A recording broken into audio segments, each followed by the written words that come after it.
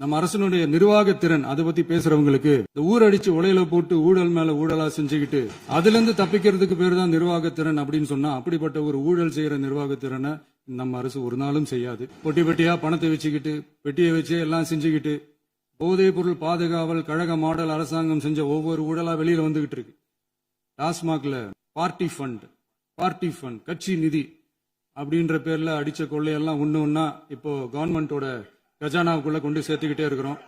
டாஸ்மாக் மாதிரியே பல டிபார்ட்மெண்ட்லயும் மறுபடியும் சொல்றேன், கட்சி நிதின்ற பேர்ல அடிச்ச கொள்ளைய ஒண்ணா கவர்மெண்டோட கஜானாக்குள்ளேயே கொண்டு சேர்த்துக்கிட்டே இருக்கிறாங்க. இப்பவும் சொல்றேன், மக்கள் பணத்துல இருந்து ஒரு பைசா கூட தொடமாட்டோம், தொடவும் விடமாட்டோம், தொட்டா விடமாட்டோம், இதுக்கு முன்னாடி தொட்டவங்களையும் விடமாட்டோம். ஒவ்வொரு ஊழலா வெளியில வரும் போலே, ஒவ்வொரு வேஷமா கலைஞ்சிரும் போலே இங்க இருக்கிற நிறைய பேரு நடுங்கி போய் இதுல நம்ம மேல அவதூறு வேற. இப்ப புதுசா ஒரு வெப்பன் ஒண்ணு கொண்டு வந்திருக்காங்க. அது என்ன தெரியுமா? அவங்க தயவால தான் நம்ம ஆட்சி நடக்குதாம். மக்கள் தயவால இந்த ஆட்சி நடந்துகிட்டு இருக்கு. மனசாட்சி உள்ள சக்திகளோட ஆதரவால இந்த ஆட்சி நடந்துகிட்டு இருக்கு. நாங்க தான் அனுப்பி வச்சோம் அப்படின்றாங்களே. அனுப்பி வச்சவங்களுக்கு மினிஸ்ட்ரியில இடம் கொடுத்தா ஏன் கதறீங்க? ஏன் இவ்வளவு கோபம்? ஏன் இவ்வளவு கதறல்ஸ்? இதுல இன்னொரு முக்கியமான விஷயம், மார்க்சிஸ்ட் கம்யூனிஸ்ட் கட்சி நமக்கு ஆதரவு கொடுத்தது சுயேட்சையா எடுத்த முடிவுன்னு சொல்றாங்க. அதே மாதிரி இந்திய கம்யூனிஸ்ட் கட்சி நமக்கு ஆதரவு கொடுத்தது சுயேட்சையா எடுத்த முடிவுன்னு சொல்றாங்க. இதுல எங்க இருந்து நாங்க தான் அனுப்பி வச்சோம்னா புரியலையே.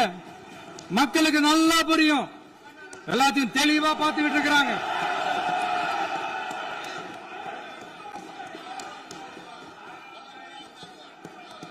முதலமைச்சர் கண்டிப்பா பண்ணலாம். மாண்பு முதலமைச்சர்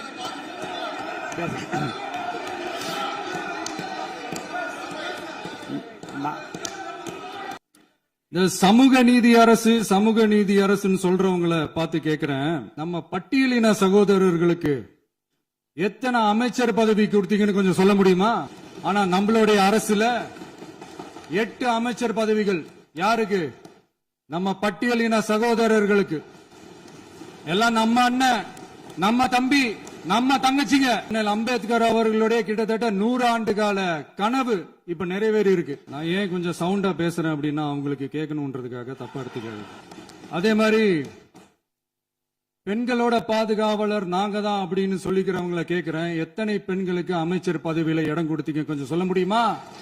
எங்க அரசுல 4 சகோதரிகளுக்கு அமைச்சர் பதவி கொடுத்திருக்கிறோம். அதனால மக்களால் நிராகரிக்கப்பட்டு மக்களால் அகற்றப்பட்டவங்களுக்கு ஒண்ணு சொல்லிக்கிறோம், தப்பே செய்ய மாட்டோம், ஊழலே செய்ய மாட்டோம், நேர்மையா தான் இருப்போம், நியாயமா தான் இருப்போம் அப்படின்னு சொல்றவங்களால மட்டும்தான் கூட்டணி ஆட்சி அமைக்க முன்வரும். ஆட்சியிலையும் பங்கு, அதிகாரத்திலையும் பங்கு கொடுக்க முன்வரும். ஊழல்லையே ஊறி போனவங்களால இந்த கூட்டணி ஆட்சியோ ஆட்சியிலையும் பங்கு அதிகாரத்திலையும் பங்கு கொடுக்க முன்வராது. மெஜாரிட்டி இருந்தாலும் தரமாட்டாங்க, மெஜாரிட்டி இல்லனாலும் தரமாட்டாங்க. கேட்டா ரெடிமேடா ஒரு பதில் ஒண்ணு வச்சிருப்பாங்க, கூட்டணி ஆட்சியை மக்கள் விரும்ப மாட்டாங்கன்னு. அதே மக்கள் தான் இப்ப அவங்கள பார்த்து சிரிக்கிறாங்க. பதவி ஏத்த அன்னைக்கு கொஞ்சம் டைம் அவகாசம் கேட்டேன். எதுக்கு கேட்டேன்? நிதி நிலைமைலாம் கொஞ்சம் மோசமா இருக்குது, அதெல்லாம் கொஞ்சம் சரி செஞ்சுக்கிட்டே படிப்படியா கொஞ்சம் கொஞ்சமா நான் கொடுத்த வாக்குறுதிகள்லாம் செயல்படுத்துவேன், அதுக்காக கொஞ்சம் டைம் அவகாசம் கேட்டேன். நான் ஏதோ வேற எதுக்காகவோ வேற யாருக்காகவோ ஏதோ அவகாசம் கேட்ட மாதிரி. அடுத்து இங்க சபையில இல்லாதவங்களை பத்தி பேச வேண்டாம்னு நினைக்கிறேன். இங்க நம்மளை பத்தி அவதூறு பரப்புறதோட மட்டும் இல்லாம இப்ப நம்ம மக்கள் மேலேயும் அவதூறு பரப்ப ஆரம்பிச்சிட்டாங்க. மக்கள் நமக்கு ஓட்டு போட்டது தப்பான், குடும்பமா நமக்கு ஆதரிச்சது தப்பான். இது இப்ப இல்ல, நான் சொல்றது எம்ஜிஆர் அவர்கள் காலத்திலிருந்தே. அப்பவே அவர் ஜெயிச்சப்போ அதே மக்களை தப்பா பேசுறது. மக்கள் என்ன பண்ணிட்டாங்க, எம்ஜிஆர் என்ன பண்ணிட்டாரு, எம்ஜிஆர் என்ன இது பண்ணிட்டாரு. 50 வருஷமா ஒரே டெக்னிக்கா, டெக்னாலஜி எல்லாம் மாறி வேற எங்கேயோ போயிட்டு இருக்கு. இதுல கொஞ்சம் டெக்னிக்காச்சும் கொஞ்சம் மாத்தினா கொஞ்சம் நல்லா இருக்கும். அதனால மக்களுக்கு யூஸ்ஃபுல்லா இருக்கிற மாதிரி இந்த ஆக்கப்பூர்வமான கருத்துக்களோ ஆக்கப்பூர்வமான யோசனைகளோ இருந்தா சொல்லுங்க, அதை நாங்க டெஃபரெண்டா எடுத்துக்கிறோம். ஆனா அதை விட்டுட்டு இந்த நக்கலு நையாண்டி சம்பந்தம் இல்லாத பேச்சு இதெல்லாம் பேசிட்டு அப்புறம் வந்து முதல்வர் பதில் சொல்லல, முதல்வருக்கு பதில் சொல்ல தெரியல அப்படின்னா அப்புறம் என்ன சோஃபா மாடல் ஆட்சியா? அது என்னன்னு புரியறதுக்கு எனக்கு ரொம்ப நாள் ஆச்சு. இந்த sofa set, table chair, teapoy, furniture பிசினஸ்லாம் வேற எங்க வெளியில போய் பண்ண சொல்லுங்க. அப்படி அந்த பிசினஸ் தான் பண்ணணும்னா நிறைய பிசினஸ் பண்ற மாதிரி வெளியில போய் பண்ண சொல்லுங்க, இங்க சட்டசபைக்குள்ள வேணாம். அதனால ஆக்கப்பூர்வமான கருத்துக்கள் இருந்தா சொல்லுங்க. டெஃபினட்டா அது சரியா இருந்தா நாங்க ஏத்துக்கிறோம். எனக்கு ஒரு குட்டி கதை ஒண்ணு ஞாபகம் வருது, சொல்லாமா? ஒரு ஊர்ல ஒரு பெரியவர் வெயில் ரொம்ப ஜாஸ்தியா இருக்குன்னு சொல்லிட்டு கண்ணுக்கு மேல கை வச்சுக்கிட்டு இப்படி சுத்தி முத்தி தேடிக்கிட்டு இருந்தான். அப்ப கூட இருந்த ஒரு சின்ன பையன், என்ன தேடுறீங்க அப்படின்னு கேட்டானா. அதுக்கு அந்த பெரியவர் சொன்னாரா, அது ஒண்ணு இல்ல தம்பி, உங்க அப்பா இங்கதான் இருப்பாருன்னு சொன்னாங்க, அதான் தேடிக்கிட்டு இருக்கேன். எங்க உங்க அப்பாவையா காணோம்? இல்லங்க, எங்களுக்கும் நக்கலா நையாண்டியா சம்பந்தம் இல்லாத குட்டி கதை இதெல்லாம் எங்களுக்கும் பேச தெரியும். அந்த கதையில பெரியவர் அப்படி சொன்னாராம், தப்பா எடுத்துக்காதீங்க. அந்த கதையில பெரியவர் அப்படி கேட்டார். 5 நிமிஷம் பேசுனதுக்கே கொளத்தூரி இந்த ஆட்டம் அடிச்சு பேசுனா அப்புறம் என்ன பண்றது? கடைசியா நான் இந்த உரையை முடிக்கிறதுக்கு முன்னாடி ஒரு முக்கியமான ஒரு விஷயம் பத்தி சொல்லணும். ஆளுநர் உரை அன்னைக்கு தமிழ் தாய் வாழ்த்துக்கு அப்புறம் தேசிய கீதம் பாடினது தப்பு, தேசிய கீதம் 2 முறை பாடினது தப்பு, அப்படி ஒரு நிகழ்வு இதுக்கு முன்னாடி இந்த சட்டசபையில நடந்ததே கிடையாது, அந்த மரபையே மாத்திட்டீங்க, இப்படி ஒரு பெரிய ஒரு போர் மாதிரி எதிர்கட்சியை சார்ந்தவங்க எல்லாம் சொன்னாங்க இல்லையா? அந்த மாநில உரிமை போராளிகளை, அந்த மரபு காக்கிற உரிமை போராளிகளை ஒரே ஒரு கேள்விதான் கேட்கணும். 2021 August 2 centenary celebration of Tamil Nadu legislature, அந்த ஃபங்க்ஷன்ல நம்ம முன்னாள் முதலமைச்சர் கருணாநிதி அவர்களோட புகைப்படத்தை மாண்புமிகு குடியரசுத் தலைவர் திறந்து வைக்கிற ஒரு ஃபங்க்ஷன். அந்த ஃபங்க்ஷன்ல national anthem followed by Tamil Thai Vazhthu அப்படின்னு அறிவிச்சது ஞாபகம் இருக்கா? அதாவது தேசிய கீதத்துக்கு அப்புறமா 2வது முறையா, நோட் திஸ் பாயிண்ட் மாண்புமிகு பேரவைத் தலைவர் அவர்களே, பிளீஸ் நோட் திஸ் பாயிண்ட். தேசிய கீதத்துக்கு அப்புறம் 2வது முறையாக தமிழ் தாய் வாழ்த்து பாடப்படும் அப்படின்னு சொன்னது ஞாபகம் இருக்கா?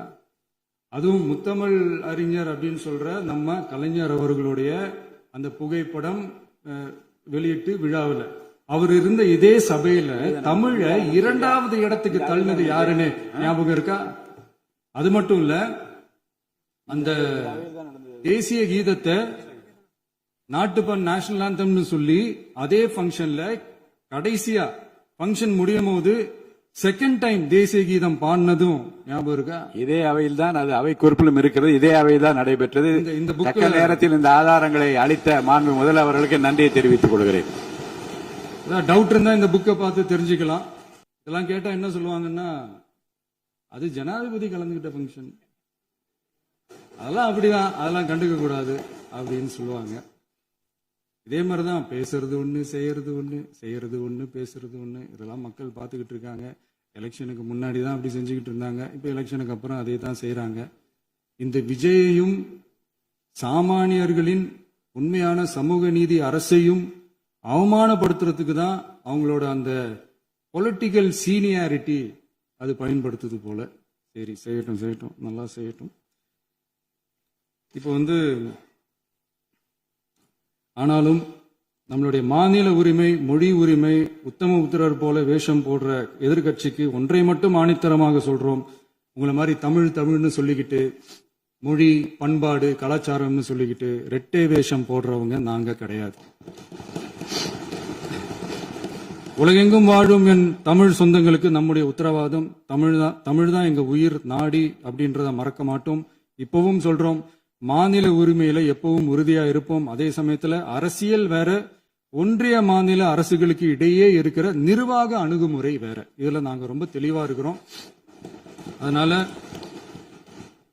எங்களுக்கு பாடம் எடுக்கிறதா நினைச்சுக்கிட்டு உங்க வேஷத்தை நீங்களே கொஞ்சம் கொஞ்சமா கலைச்சுக்கிட்டே வரீங்க, மறந்துடாதீங்க. அப்புறம்